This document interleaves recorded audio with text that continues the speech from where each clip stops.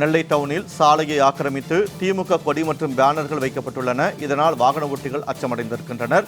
எப்போது வேண்டுமானாலும் கொடியோ அல்லது பேனரோ விழுந்துவிடும் அச்சம் உள்ளதால் வாகன ஓட்டிகள் அச்சத்துடனே பயணிக்க வேண்டிய சூழல் ஏற்பட்டிருக்கிறது. அண்மை தகவலாக பார்த்து வருகிறோம்.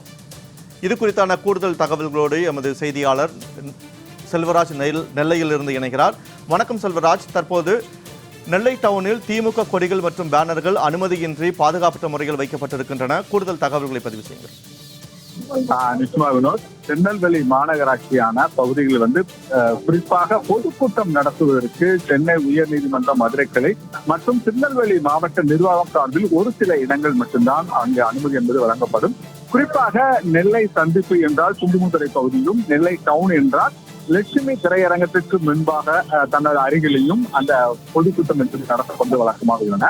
ஆனால் வருகின்ற 12ஆம் தேதி தமிழகத்தின் துணை முதலமைச்சர் உதயநிதி ஸ்டாலின் பிறந்த நாள் விழா கொண்டாடுவதற்காக நெல்லை மாநகர திமுக கட்சியினர் தங்கள் முடிவு செய்துள்ளார்கள். அதற்காக அவர்கள் நெல்லை டவுனில் உள்ள பிரதான சாலையான நெல்லை கண்ணன் சாலையில் தங்களுடைய ஆக்கிரமித்துக் கொண்டு அங்கு எந்தவித ஒரு அனுமதியும் வாங்கப்படாமல் அந்த சாலைக்கு நடுவே தற்போது மேடை அமைக்கும் பணி என்பது நடைபெற்றுக் கொண்டு வருகிறது. கிட்டத்தட்ட 3 நாட்களாக அந்த பகுதியில் சாலை முழுவதும் வழிமறைத்து அந்த பகுதியில் செல்லக்கூடிய வாகனங்கள் எதுவும் அனுமதிக்கப்படாமல் அந்த சாலையின் இருபுறங்களிலும் சாலைகளிலும் திமுக கொடி கம்பங்கள் வைக்கப்பட்டு பின்னர் அந்த சாலையில் உள்ள நடுவே அந்த சாலைக்கு நடுவே மேடை அமைக்கும் பணி என்பது நடைபெற்று வருகின்றன. குறிப்பாக இந்த பணிகளுக்காக தற்போது திமுகவினர் அந்த பகுதியில் செல்லக்கூடிய பேரிகேட்டுகளை எடுத்து நடுவில் வைத்து அந்த வழியாக செல்லக்கூடிய வாகனங்கள் எதுவும் செல்ல முடியாமல் ஒரு பெரும் சிரமத்துக்கு ஆளாகியுள்ளது. குறிப்பாக இந்த பகுதியில் தான் அம்பாசமுத்திரம், தென்காசி, செங்கோட்டை, கேரளா மாநிலம் உள்ளிட்ட பல்வேறு பகுதிகளுக்கு போக்குவரத்து என்பது அந்த பகுதியில் செல்ல முடியாத அளவிற்கு தற்போது பேரிகேட்டுகள் முழுவதுமே வைக்கப்பட்டு அதில் திமுக கொடிகளை கட்டப்பட்டு பொதுமக்கள் யாரும் செல்ல முடியாத அளவிற்கு அந்த பகுதியில் இது போன்ற தடுப்புகளை அமைத்துள்ளார்கள். மேலும் நெல்லையப்பர் கோவிலில் வருகின்ற 13ஆம் தேதி கார்த்திகை தீப திருவிழா என்பது நடைபெறுவது சொக்கப்பானை என்பது கொளுத்தப்படுவது வழக்கம். அதற்காக நெல்லையப்பர் கோவிலுக்கு முன்பாக அந்த சாலையில் சொக்கப்பானை பொருத்துவது அமைக்கும் பணி என்பதும் தற்போது நடைபெற்றுக் கொண்டு வருகிறது.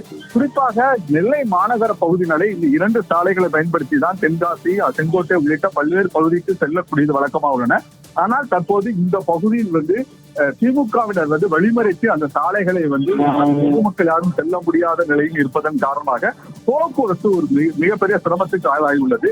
மேலும் காவல்துறையிடமும் இந்த பகுதியில் கூட்டம் நடத்துவதற்கு இதுவரை எந்த ஒரு அனுமதியும் வாங்கப்படவில்லை என்பது சற்று முன் வரை அவர்கள் தெரிவித்துக் கொண்டு வருகிறார்கள். மேலும் அங்குள்ள பேரிகேட்டுகளை தடுப்பு வேலைகளை அமைத்து பொதுமக்கள் யாரும் அந்த மேடை அமைக்கும் பணிகளுக்கு தொந்தரவு எதுவும் ஏற்படாத வண்ணம் அங்கு தடுப்பு வேலையும் அமைக்கப்பட்டுள்ளதால் அந்த பகுதி என்பது போக்குவரத்து என்பது மிகப்பெரிய பாதிப்புக்கு உள்ளாகிறது. ஏனென்றால் விடியா ஆட்சி என்பது தற்போது இந்த உதயநிதி ஸ்டாலின் பிறந்தநாள் விழாவிற்காக சாலைகள் முழுவதுமாக மறைக்கப்பட்டு தற்போது வாகனங்கள் எதுவும் செல்ல முடியாத சூழ்நிலையாக பொதுமக்கள் பெரும் சிரமத்துக்கு ஆளாகியுள்ளார்கள். இந்த நிலையில் இந்த சம்பந்தமாக நாளை சென்னை உயர்நீதிமன்றம் மதுரை கிளையில் வழக்கு தொடர்பு முடிவு செய்யப்பட்டுள்ளது. என்னதான் எந்த இடங்களில் குறிப்பிடப்பட்டுள்ளதோ அந்த இடங்களில் மட்டும்தான் கூட்டங்கள் பொதுக்கூட்டம் என்பது அரசியல் கட்சி நடத்தப்பட வேண்டும். ஆனால் இவர்களுக்கு மட்டும் இந்த இடத்தில் கூட்டம் நடத்துவதற்கு யார் அனுமதி வழங்கினார்கள்? அதுவும் சாலையை மறித்து கொண்டு மேடை அமைத்து அந்த பகுதியில் வருகின்ற 12ஆம் தேதி உதயநிதி ஸ்டாலின் பிறந்த நாள் கொண்டாடுவதற்கு அனுமதி வழங்கியது யார் என உண்டால் பொதுமக்கள் தங்களுடைய கேள்விகளை எடுத்துக்கொண்டு வருகிறார்கள். இது போன்ற நிலைமைகளுக்கு உடனடியாக தமிழக அரசும் நெல்லை மாவட்ட நிர்வாகம் நடவடிக்கை எடுக்கப்பட வேண்டும் என உயர்நீதிமன்றமும் மாவட்ட நிர்வாகமும் எந்த பகுதியில் கூட்ட அரங்கு பொதுக்கூட்டம் நடத்துவதற்கு அனுமதி வழங்கியுள்ளதோ அந்த இடத்தில் மட்டும் கூட்டங்களை நடத்தப்பட வேண்டும்.